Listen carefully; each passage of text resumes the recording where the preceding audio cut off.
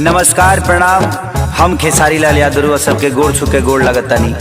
अपना देश में अजीब सिस्टम हो गई आज के डेट में, चाहे वो महाराष्ट्र होके, बिहार होके, यूपी होके, चाहे कोनो राज्य होके, मंदिर के गेट ना खोली लेकिन रैली टाइम से निकल जाता। बताई ब्यास लोग के प्रोग्राम के परमिशन नहीं खे, लेकिन ये लोग के हल्का कह जाला बाबू नॉमिनेशन। हाँ, नॉमिनेशन टाइम से हो जाता। का सिस्टम आ गइल बा। बताई हमनी के माई के पूजा करे खातिर भी सरकार से परमिशन लेके पूजे के पड़ी। अब बताई कि खिसियाई कि ना खिसियाई करे ब्यास देवी की तो पंडाल ने खस लागे दे तो खिसियाई ना होई है कन्फ्यूज माई देख के इंदरा संग मतिया बमराइल जे बैठल प्रशासन। देवी मैया जिंदाबाद जिंदाबाद जिंदाबाद। होई है कन्फ्यूज माई देख के इंदरा संग मतिया बमराइल जे बैठल प्रशासन। जब नइखे परमिशन माई के आसन के त कैसे छूट मिलल बा। नेता लोग के भाषण के कैसे छूट मिलल बा। नेता लोग के भाषण के। देवी मैया जिंदाबाद जिंदाबाद जिंदाबाद। अरे भैया जिंदाबाद जिंदाबाद जिंदाबाद। अड़हुल फुलवा कहाँ चढ़ेगा,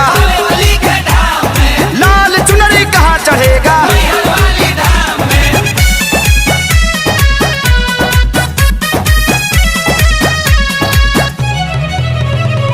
रैली में भरल लोगवा से कोना कोना, पूजा में जुटबो तो हो जाई कोरोना।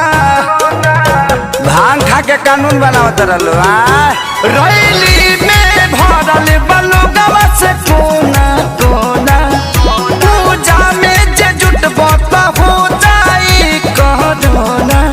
परिभाषा होवे है तो सुशासन के।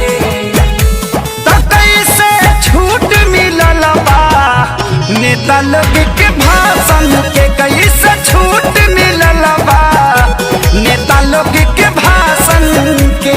ताजा नारियल कहाँ चढ़ेगा, धूप अगरबत्ती कहाँ जरेगा।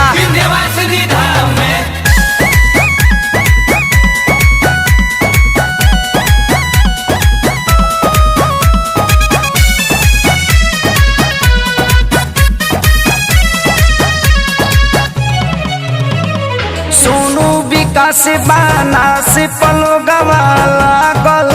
यादव राज कुंदन सरकार भइल बा पागल।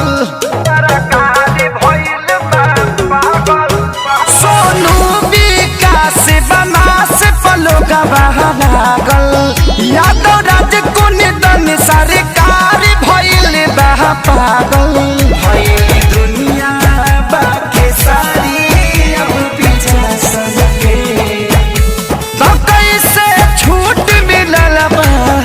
नेता लोग के भाषण के कोई से छूट मिलल बा। नेता लोग के भाषण के। जले माई के मूर्ति ना रखाई तले वोट ना दिया। जय माता।